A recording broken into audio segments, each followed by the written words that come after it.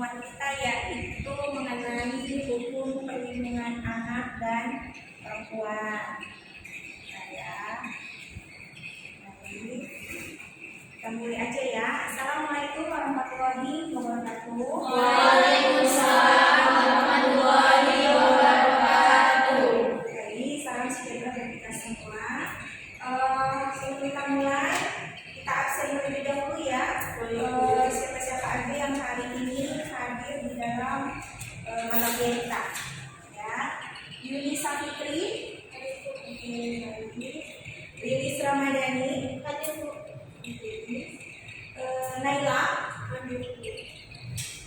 Umi Kamsu, Sulastri, Miftahun, hadir Bu Dila. Oke, baik, terima kasih hadirannya untuk mata kuliah kita hari ini ya. Selanjutnya adalah kita masuk ke materi ya, atau bentar ya, Nah, sembari kita menunggu proyektor kita mulai dengan berdoa terlebih dahulu ya. Jadi sebelum kita mulai, mari kita berdoa menurut agama dan kepercayaan kita masing-masing. Baiknya doa duluan.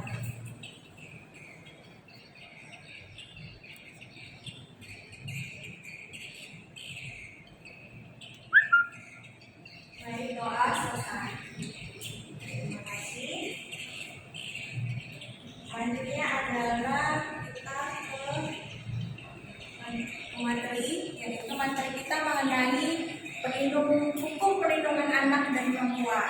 Ya, di sini saya selaku dosen pengampu mata kuliah hukum perlindungan anak dan perempuan, yaitu nama saya Siti Ramadhani SMH, adalah dosen prodi ilmu hukum Fakultas Sosial Sains Universitas Pembangunan Pancasila. Nah, di sini kita ada program perkuliahan, ya, yaitu aktif dalam proses belajar dan mengajar, keselamatan dalam investasi, etika dan pemahaman materi, yaitu program perkuliahan kita. Jadi etika yang paling utama ya, yaitu di dalam absensi. Nah, kelihatan nggak nih pokok pembahasannya? Ulang ya. Sebentar, kita besarin.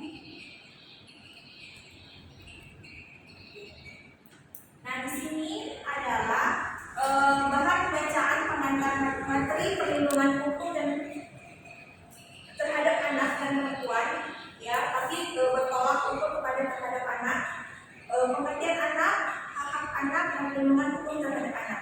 Ya, berikutnya adalah perlindungan anak dalam hukum perdata, kekerasan terhadap anak, pekerjaan anak, pernikahan usia dini pada anak, anak yang berkonflik dengan hukum, sistem peradilan pidana anak, penerapan diversi dalam persidangan, penegakan keadilan restoratif dalam sistem peradilan pidana anak. Ya. Nah, di sini ada dasar hukumnya mengenai perlindungan hukum terhadap anak dan perempuan. Ya, karena pembahasan dalam perlindungan anak ini kita pasti terkait dalam kondisi kesetaraan gender ya, antara anak dan perempuan. Nah, di sini kita lihat juga ya, jadi adik-adik atau mahasiswa lainnya memahami dasar hukum dalam materi yang kita pelajari, yaitu terhadap hukum perlindungan anak dan perempuan. Yang pertama adalah Undang-Undang Nomor 7 Tahun 84 ya, 1984 tentang ratifikasi konvensi penghapusan segala bentuk diskriminasi dan kekerasan terhadap perempuan. Ya, baru berikutnya Undang-Undang Nomor 20 Tahun 1999 ya, ini mengenai tentang ILO Convention Nomor 138 ya, Counseling Minimum Reserve for Admission to Employment. Ya, jadi undang-undang ini adalah mengenai undang-undang internasional. Berikutnya adalah Undang-Undang Nomor 39 Tahun 1999 tentang asasi manusia. Baru Undang-Undang Nomor 1 Tahun 2000 tentang pengesahan konvensi. Ya, Undang-Undang Nomor 26 Tahun 2000 juga tentang pengadilan hak asasi manusia. Undang-Undang Nomor 23 Tahun 2002 tentang perlindungan anak yang sekarang diubah menjadi Undang-Undang Nomor 35 Tahun 2003, ya, di mana memang setiap tahunnya memiliki berbagai aspek hukum yang dapat mengubah aturan-aturan hukum. Ya, bisa Anda baca sekalian mengenai materi hukum perlindungan anak dan perempuan. Berikutnya adalah Undang-Undang 13 Tahun 2006 tentang perlindungan terhadap saksi dan korban. Ya, jadi berikutnya Undang-Undang Nomor 21 Tahun 2007 tentang pemberantasan tindak pidana perdagangan orang. Ini undang-undang yang sensitif, yang keberlanjutannya akan terus berkembang. Berikutnya adalah Undang-Undang Nomor 44 Tahun 2008, yaitu tentang pornografi. Jadi dalam perlindungan anak dan perempuan ini sensitivitasnya adalah terkait dalam pornografi atau undang-undang IT. Ya. Berikutnya adalah Undang-Undang Nomor 14 Tahun 2009 tentang pengawasan protokol pencegahan penindakan dan hukuman perdagangan orang, ya, terutama perempuan dan anak. Oke, baik. Itulah dasar-dasar hukum yang ada di materi atau pelajaran yang akan kita pelajari terhadap perlindungan hukum terhadap perempuan dan anak. Di sini kita lihat, ya, hak perlindungan dan persoalan anak di Indonesia. Jadi bisa adik-adik atau mahasiswa baca adalah hak itu seperti apa. Di sini adalah masa depan bangsa Indonesia terletak pada anak-anak. Memberikan perlindungan yang maksimal terhadap anak merupakan investasi bagi masa depan kemajuan bangsa. Jadi juga ada pengertiannya berdasarkan Undang-Undang 23 Tahun 2002 dan Undang-Undang 35 Tahun 2014. Ya. Apa sih yang dikatakan dengan anak? Di sini anak adalah seseorang yang belum berusia 18 tahun, ya, berdasarkan dari Undang-Undang Nomor 23 Tahun 2002. Nah, yang dimana termasuk anak yang masih dalam kandungan. Sementara menurut konvensi, ya, mengenai hak anak adalah semua orang yang berusia di dalam atau di bawah 18 tahun. Namun tidak menutup kemungkinan suatu negara menggunakan angka umur lainnya sebagai batasan untuk mengkategorikan tingkat usia anak. Jadi anak pengertiannya di dalam undang-undang itu beraneka ragam.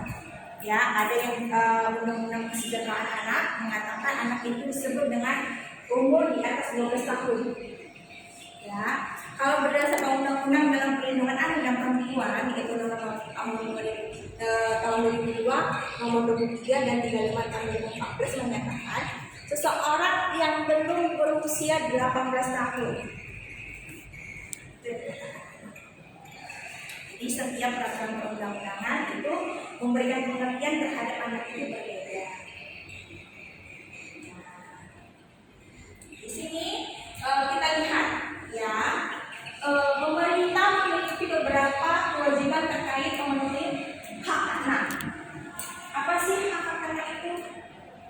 Jadi di sini kita lihat yang pertama adalah kewajiban memenuhi dan memfasilitasi hak anak. Semua tindakan dan keputusan menyangkut seseorang anak harus dilakukan atas dasar kepentingan terbaik anak.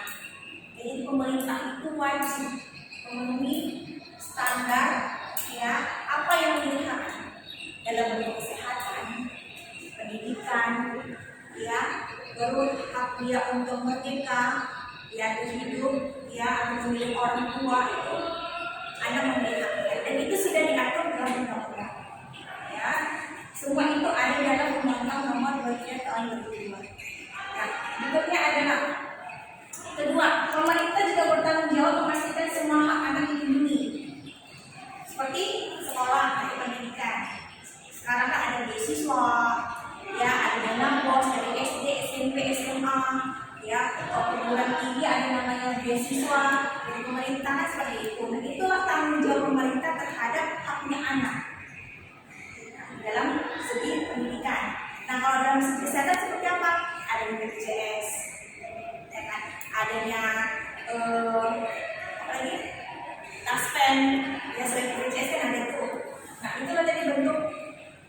pemerintah memiliki tanggung jawab di dalam memenuhi hak anak. Baru adalah membantu keluarga melindungi hak anak dan menyediakan panduan sesuai tahapan usia agar setiap anak dapat belajar menggunakan haknya dan mewujudkan potensi secara penuh.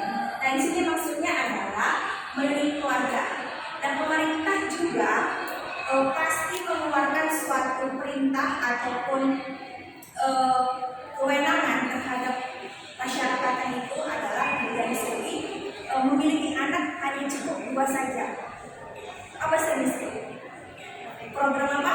KB. Dan itulah salah satu kebijakan pemerintah di mana harus melindungi hak-hak anaknya. Karena juga kondisi problem case yang ada, terlalu banyak anak juga pasti bahkan banyak kasus yang terjadi ya di luar nalar ataupun di dalam nalar sendiri.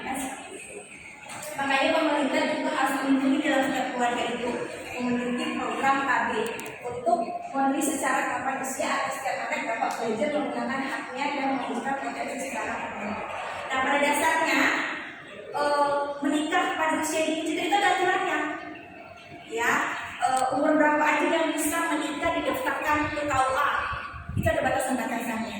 Nah, kalau misalnya di bawah 12 tahun atau di bawah 18 tahun itu pasti banyak masyarakat yang nikah tanpa adanya aturan, misalkan nikah sendiri, ya kan, tanpa dicatatkan seperti itu. Karena memang aturannya kita harus di atas 18 tahun. Itu pada masa usia dini ya. Baru keempat adalah pemerintah perlu memastikan bahwa anak bisa bertahan hidup dan tumbuh dengan sehat. Ya, setiap anak berhak mendapatkan standar kesehatan dan perawatan medis yang terbaik, air bersih, makanan bergizi, lingkungan tinggal dan bersih, dan tatanannya. Banyak sekali kewajiban-kewajiban pemerintah yang harus disosialisasikan atau diberikan kepada masyarakatnya sehingga terwujudnya aturan tersebut berdasarkan undang-undang yang ada. Ya, itu tadi hak anak yang harus dipenuhi oleh pemerintah. Nah, setelah adanya hak anak, kita memahami pengertiannya, kita membahas case-nya. Apa itu case-nya? Ada persoalan hukumnya. Gitu. Nah, di sini kita lihat persoalan perlindungan anak. Ya, apa itu? Masalah perlindungan anak yang menjadi perhatian utama pemerintah dalam beberapa tahun terakhir. Tantangannya yaitu sangat beragam, ya, melalui dari kemiskinan, kepemilikan akta kelahiran, partisipasi anak hingga kekerasan terhadap anak. Ya. Jadi misalnya dari segi kemiskinan, ya, karena tidak memiliki ekonomi di bawah, dia tidak mendaftarkan anaknya, tidak memiliki akta kelahiran. Kalau tidak memiliki akta kelahiran, berarti kan tidak diakui oleh negara. Seperti itu. Dan akta kelahiran itu kan dibentukkan untuk kita melakukan misalkan mendapatkan pendidikan dari TK, SD pasti untuk mendaftarkan masuk sekolah harus memiliki akte kelahiran. Nah, hingga kekerasan terhadap anak. Ya, kekerasan itu bermacam-macam. Dari KDRT, pelecehan seksual, itu yang sering terjadi di sekeliling kita di sekitar kita. Ya, apalagi terkait dalam anak atau perempuan yang dibunuh. Itu sering terjadi. Ya. Nah, perlindungan terhadap anak yang diperlukan karena anak merupakan aset pembangunan masa depan bangsa. Oleh karena itu, pemerintah perlu berinvestasi secara intensif ya pada bidang kesehatan, pendidikan, dan kesejahteraan bagi anak. Nah, di bidang kesehatan, kondisi tumbuh kembang anak sangat terkait dengan kesehatan nutrisi yang diperlukan, pendidikan dan kesetaraan anak, lingkungan tempat anak tumbuh dan berkembang secara faktor-faktor lainnya. Nah, semua itu sudah dirangkum di dalam aturan hukum yang ada di pemerintah kita. Ya. Anak merupakan potensi atau penerus cita yang berjuang bangsa yang memiliki peran strategis. Anak mempunyai ciri dan sifat khusus yang memerlukan perlindungan untuk menjamin pertumbuhan dan perkembangan fisik, mental, dan sosial. Ya, jadi memang pemerintah itu harus melindungi dari segi pendidikan, kesehatan, maupun dari segi sosial. Nah, itu sudah ada semua aturannya. Baik, nah sudah panjang lebar ya kita memahami materi yang saya berikan atau saya memberikan materi ke kalian. Hari ini Nah, saya akan memberikan pertanyaan kalian, ya, maupun nanti sebaliknya nih, ya kalian bertanya ke saya terkait dengan materi yang saya ajarkan. Kenapa? Jadi saya bisa lihat nih kemampuan kalian sampai di mana. Sudah paham nggak materi hari ini terkait di dalam hukum perlindungan anak dan perempuan? Baik ya, siap ya? Boleh saya bertanya? Oke, selanjutnya. Nah, pertanyaan pertama, ya, adik boleh angkat tangan saya yang menjawab, ya. Kita sudah mau panjang lebar tadi nih berdiskusi tentang hukum perlindungan anak itu sendiri. Menurut kalian pengertian anak dan hak anak itu seperti apa? Oke, silakan sebutkan namanya dulu. Maka nama saya Mustafa. Pengertian dari adik tadi Bu. Ya. Anak yang berusia 18 tahun itu belum termasuk termasuk anak yang masih tidak berguna. Oke, itu pengertian anak. Nah, hak anaknya? Menurut Undang-Undang Nomor 3 Tahun 2002 dan Undang-Undang Nomor 35 Tahun 2014. Ya, haknya itu adalah memberikan pendidikan, kesehatan, ya. Oke, terima kasih. Kak Husna. Berikutnya adalah pertanyaan kedua ya. Apa sih yang dimaksud dengan kekerasan terhadap anak? Silakan. Perkenalkan, nama saya Nila Ramadhani. Kekerasan terhadap anak yaitu setiap anak itu berhak atas kelangsungan hidup, tumbuh dan berkembang, serta berhak atas perlindungan dari kekerasan dan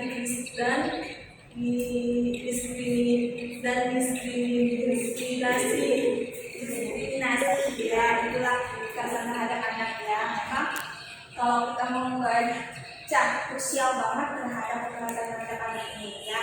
Kembali saya ingatkan lagi, kekerasan terhadap anak itu bisa saja terjadi adalah di dalam KDRT dan pelecehan seksual. Ya, itu memang harus dipahami dan kalian harus juga memahami dasar hukumnya seperti apa ya terhadap kekerasan yang terjadi terhadap anak dan perempuan. Oke, baik, terima kasih. Nah, itu tadi pertanyaan saya ke kalian. Adakah ini yang mau kalian tanyakan seputar dari pemateri kita hari ini? Silakan. Bagaimana? Namanya dulu saya. Perkenalkan, nama saya Yunus Rahmadani. Ya. Saya ingin bertanya bagaimana jika seorang anak dianiaya oleh ibu tirinya, kemana dia harus melapor dan hukuman apa yang akan didapatkan oleh ibu tirinya tersebut menurut Undang-Undang? Oke. Terima kasih Lilis pertanyaannya. Nah, mungkin saya jawab saja ya supaya agar tidak lupa dengan pertanyaannya yang lainnya adalah anak itu bisa nanti melapor misalkan dia tidak ada kemampuan nih untuk melapor ke bagian yang berwajib. Nah, dia bisa saja berbicara dengan teman yang di atas dia, meminta tolong bahwasanya dia mendapatkan kekerasan terhadap ibu tirinya.